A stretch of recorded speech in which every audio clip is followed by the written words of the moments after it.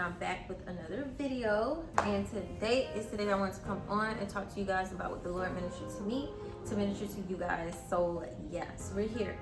I was just reading the word, John 11, and I'm gonna post the scriptures over here.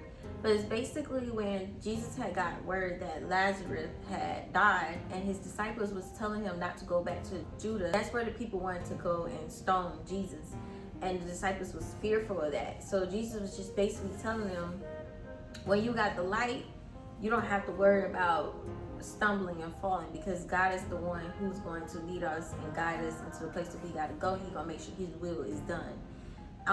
So when we look at that scripture, God is teaching us multiple things. He's teaching us to keep going, even if it looks scary, even if it looks like, how can I finish this, even if it looks like you all alone. Just keep going, because when it's God's will, He's gonna make sure it succeed. He's gonna send the right people in your life to help you, guide you in the path that you shall take. And like I always say, it's not always about what God can give to you, but how He's forming your heart in that season of walking in purpose. So when we keep going into the scripture, the disciples was talking to Jesus and was like, Jesus, Lazarus is dead. And then Jesus like, he's not dead, he's asleep. So they're like, okay, well, if he's asleep, then you don't have to go to Judah. It was fear-based. So they wasn't seeing correctly, because all they could see is what they logically can understand. And when you rocking with Jesus, everything's not going to be logic. It's going to be logic with Jesus. Like, you gotta trust and believe what God says, and understand that when Jesus was telling them he's just asleep, they were like, okay, well, if he's just asleep, he's gonna raise it up and he's gonna get up. You don't even have to worry about going to Judah. And Jesus was like, you know what? He's dead. You're right, he's dead. I believe that God told the disciples that he was dead, Lazarus was dead, just so that he can let them know, okay, I know that you are spiritually blind right now because you're allowing your logic that you see, that you feel to be true. But you gotta understand who you're walking with. So Jesus didn't have to prove himself. When Jesus knew his will, he knew what he was going to accomplish in that moment. He didn't have to prove himself to nobody.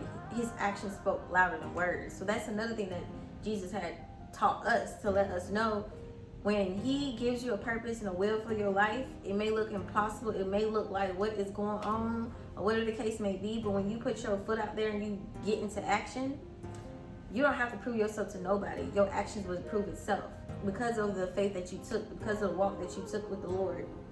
And understand that you don't have to be jealous or envy of anyone else's success, but be happy for them, because it may be their season and your season's just not here yet. But that doesn't mean that it's delayed or it's not gonna ever come.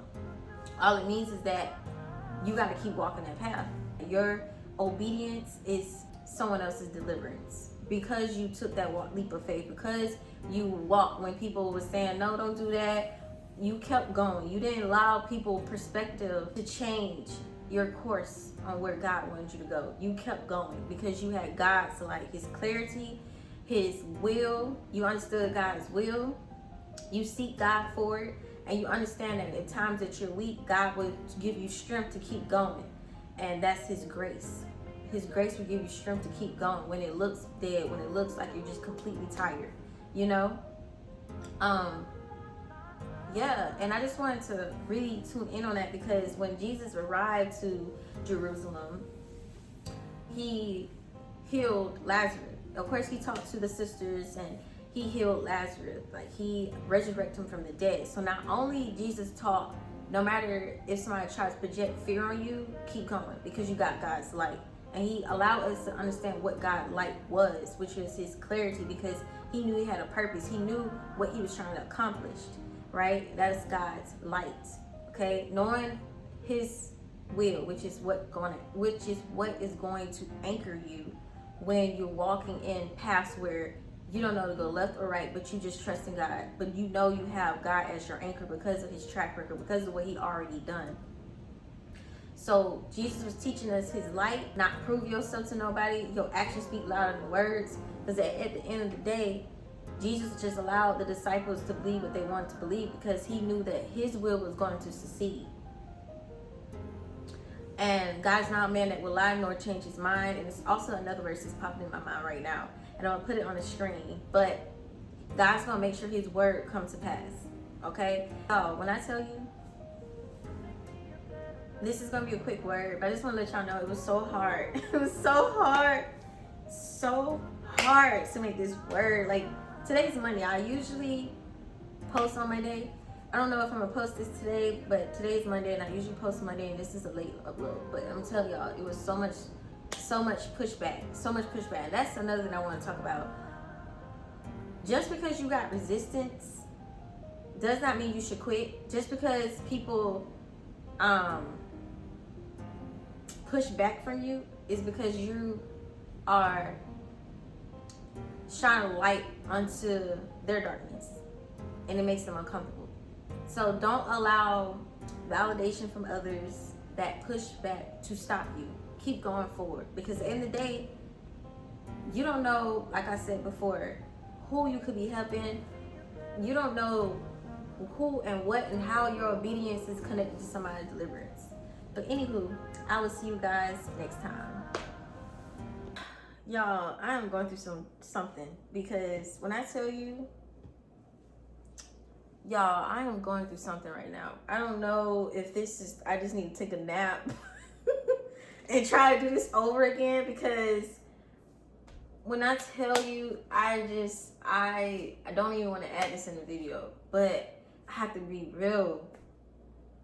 I just can't do wigs. Like, I just feel like, why do my forehead look so long? Like, what is happening here? Like, I don't know if it's the wig not down enough. I feel like that's too short. Then you bring it up a little bit. It's like, oh, and I get on YouTube, of course, but come on now, like, I just want to put the word out, but at the same time, I'm over here tripping, because I'm like, oh my gosh, I record this video like probably 1,000 times.